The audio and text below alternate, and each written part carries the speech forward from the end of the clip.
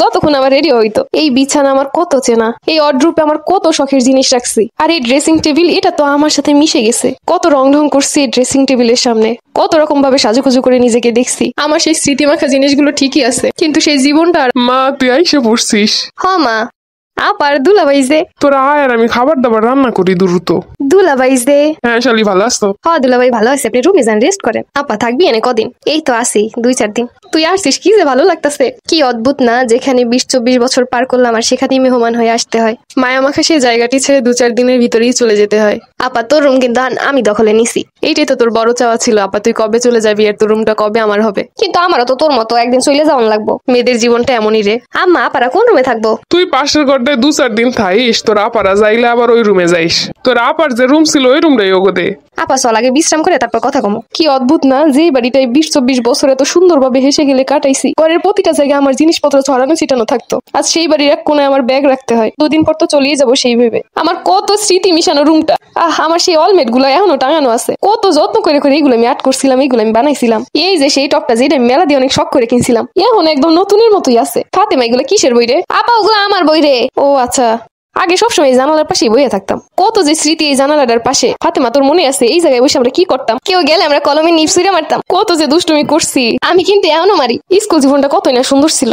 স্কুলে যাইতে আমার সবসময় দেরি হইতো, আর বান্ধবী গুলারে আমি হিন্দি দাঁড় করাই রাখতাম যতক্ষণ আমার রেডি হইতো। এই বিছানা আমার কত চেনা, এই অড্রুপে আমার কত শখের জিনিস রাখছি। আর এই ড্রেসিং টেবিল, এটা তো আমার সাথে মিশে গেছে। কত রং ঢং করছি এই ড্রেসিং টেবিলের সামনে, কত রকম ভাবে সাজুগুজু করে নিজেকে দেখছি। আমার সেই স্মৃতিমাখা জিনিসগুলো ঠিকই আছে, কিন্তু সেই জীবনটা আর আমার নাই। মা এই চাদরটা তো নতুন, কবে কিনলা? মাস দিয়ে কইল, ওই যে ফেরিওয়ালা আছে না, ওনার কাছ দিয়ে রাখছি। ভালো ভালো চাদর নিয়ে হয়। না আসলেই ভালো হইছে। ও মা, ওই কৌটাগুলো কবে কিনলা? ওগুলা ফাতেমা কিনছে শখ কইরা। সুন্দরী তো দেহে। আগে তো তুই যেটা পছন্দ হইতো কিনে সাজাই রাখতি, এখন ছোটটাই যা পাই যেন দিয়ে পাই নিয়ে এরকম সাজাই সাজাই থুয়ে দেয়। আপা তুই দেখতো জিনিসগুলো কি অসুন্দর, হে পরে আম্মা এই রকমের কথা কয়। যেগুলো কেন কয় এই আকামের জিনিস কিনছো কেন? এটা আমার আগের স্বভাব। আম্মা তুমি আমার জিনিসগুলো দরবানা কই দিলাম, কেনার সময় ঠিকই কয় কিনছো কেন, হে পর যখন লাগে তখন ঠিকই আমার গুলো ব্যবহার করে। দেখছো, ছোটটাই যা ওইসে একটু কিছু কম যায় না, হেলেই সেটটা যায়।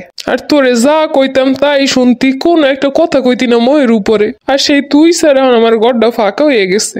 এবার গেলে আবার আসবি কবে? দেখি কবে আসতে পারি। আপা এই গাছগুলো আমি নতুন এনে লাগাইছি। এই জায়গায় আমার একটা গাছ ছিল না, আরে এটা তো পানি না দিতে না দিতে মরেই গেছে, পরে আমি এনে এটা লাগাইছি। ও ভালো করছো। এই জায়গায় যে গাছটা ছিল অনেক শখ করে লাগাইছিলাম। আমি যাওয়ানোর পর মনে হয় কেউ পানি টেনে আর দেয় নাই। এই নিপা গো বাড়ি না, নিপা বাড়িতে নাই। আরে না, নিপাপার তো বিয়ে হয়ে গেছে। ওর বিয়ে শাদী হয়ে গেছে, আমি একটু জানলামও না। একটা সময় নিপার সাথে কত সুন্দর সুন্দর সময় কাটাইছি, ও গো বাড়িতে এসে বইয়ে থাকতাম। হপা নিপাপা তো তোমার স্যার স্কুলে যাইতো না।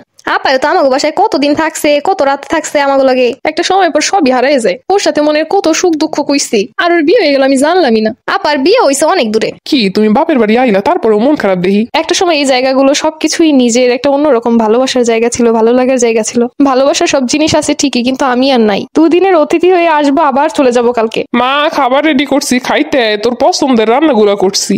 আমার ডাকতাছে, খাইতে চলো। খাইতে ইচ্ছা করতেছে না, কালকে সকালে উঠে তো আবার চলে যাওয়ান লাগবো। আসলে যে জায়গাটা এত স্মৃতিমাখা, এত বছর ধরে যেখানে থাকলে সেখানে অতিথির মতো এসে চলে যেতে হয়। আর সেই মেয়েটাই আমার বাড়িতে গিয়ে ঘরের সব কাজ করে, আমার পরিবারকে দেখে রাখে, আমার সন্তানদের কেয়ার করে।